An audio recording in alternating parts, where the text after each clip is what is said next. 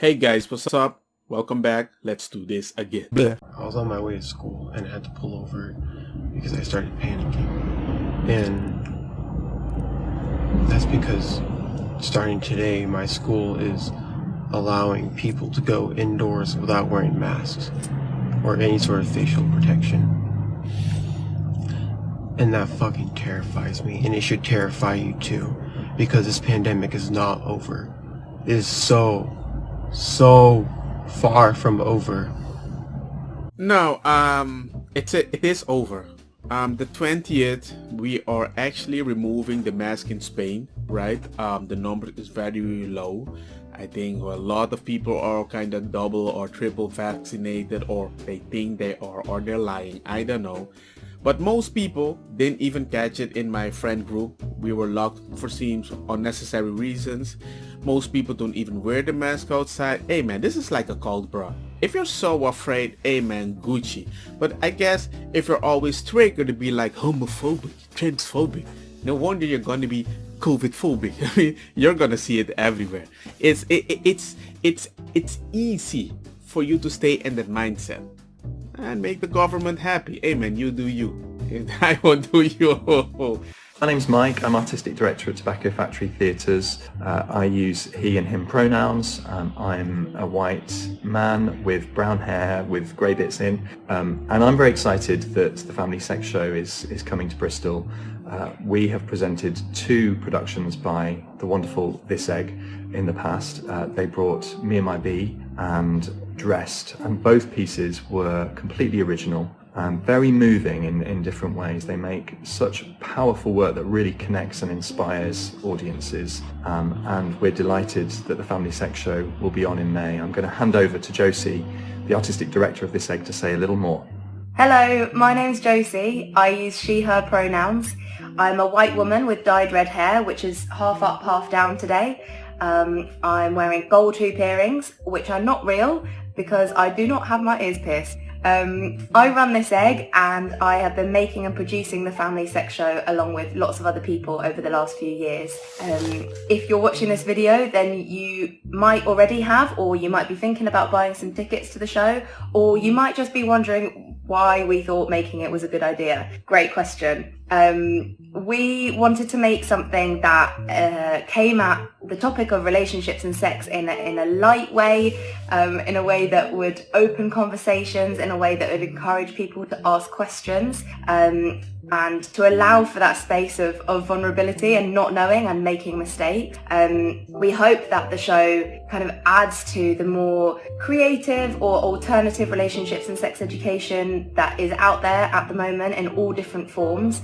And I guess we really wanted to make the show that we wish that we'd had when we were younger, and also part of our adult selves felt like or feels like they need now as well. And mostly, if we know our bodies, then we know our rights.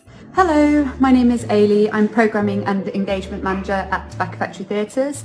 I am a white female with brown blonde hair, and my pronouns are she, her. Family Sex Show is a fun and playful show for adults and children aged 5 and up. It offers an honest human sex education that is feminist, queer, non-binary, inclusive and sex positive. This show can allow audiences of all ages to feel confident about their bodies, their boundaries and their sexual health, and we really hope to see you here. What I find so weird about this whole thing is like, why do you have to go to kids, a 5-year-old kid, have a sex show?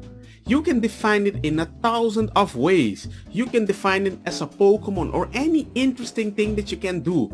But you define it as a sex show as if a kid is so dumb that they are not correctly interested in the things they can experiment. Why would you do that? Look at Jada Pink. She has a, what was it again? She has a Red Table Talk. She says, my grandma taught me how to flick the bean. And I'm like, why would your grandma teach you how to flick the bean? Now, look at what she's talking about her whole life. It's the 6, because she put that in her head that is the most important thing, how to satisfy yourself. Now she is with a man and she's always thinking how I need to satisfy myself, you know? My grandmother taught me about self-pleasuring because she wanted me to know that that pleasure was from me. Exactly. She didn't want me to fall into the hands of a man, and if he gave me pleasure, to think that that was him. Yeah. And she taught me at 9. My grandmother taught me about self-pleasure. It's like people, you don't realize what you're doing. The first time I watched the book, do you know what damage it did in my head? It made me actually believe that all white women were way more beautiful than black. And when you go to talk to a psychologist how it might have affected you as a kid, you're gonna hear things and you mongo story why it's so bad to have this in your head. Because if a kid see gangster stuff, they will emulate it in their body. They won't consider it normal. Kids survive horrible things because they emulate as if it's normal. They stay there in a mental health situation and they cannot get out because they will only feel good at that moment, the thing that was so triggering. That's why it's important to trigger with healthy family stuff. Amen. Amen. Why are these people so fixated on teaching kids about sex? Man, y'all thought me teaching the children about me being poly was crazy.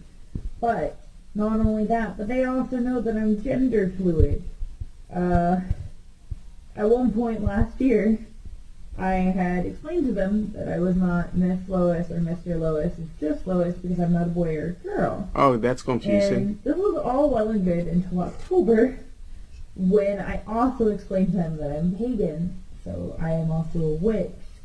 And at one point, I had gotten a haircut and I got in the sides of my mohawk to shave down. Wait a second. So we can't teach about Christianity in a school, we can't teach about Muslim, we can't teach about Hindu, but you can teach about witch? That is even allowed? Hey people, just start believing in your gods and promote them like crazy. Don't care about people. Just be like, hey man, at least my God gives me a family. You will see how many people are gonna cringe like, hey man, but we don't have one. Well, go be a witch then. You might get one. When I come into work and one of the children goes, Lois, are you a boy? You have short hair. And his sister goes, no, Lois is a girl. And a third child suddenly yells, no guys, we've been over this. Lois isn't a boy or a girl. Lois is a witch. Duh. Guys, do whatever the freak you want, because they're doing whatever the freak they want. Don't try to hurt them. I'm not advocating for that. All I'm gonna be is just be a proud parent, very proud. Okay? It's straight day, not LGBTQ day. Straight day, every day, yay, yay. I'm not gonna present myself the whole time. Hey man, I'm a black man, one-eyed, bald. My pronouns is he, her. And you're gonna be like, hey, that's a kind of weird. Well, you didn't say it right. You have to say, that's my right pronoun. Hi TikTok. This might be a little bit of a weird one, so please pay attention to the warnings on the screen here, but this is something I really want to talk about because I have been made to feel guilty and shameful about this since it started happening to me at the age of 9. And that is ridiculous. I shouldn't have to hide or lie or be embarrassed about a natural function my body does. So all that to say, I am on my period. You heard me. Feel free to scroll if you don't want to hear about it. Transphobic comments will just get deleted and blocked though, so don't bother. But yeah, long story short, I am on my period. I went off T in October and my doctor put me on a small dose of birth control to help even out the hormones. Now that I'm off T, that small dose isn't cutting it. And yeah, I'm having a period for the first time in 6 years. And not just any period, the period from hell. Now, I won't go too much into it because it grosses even me out, but it is quite the experience and I'm having to relearn and re-navigate a lot. And suffice it to say, I think we need to expand the conversation around periods and who has them. You know? A trans man can have a period. Yes, it's possible. I don't know what you have down there. Anything can happen. If you don't have the right level of T, yes, anything can happen. You're still a biological woman. Don't get me wrong, mako sa kita bong.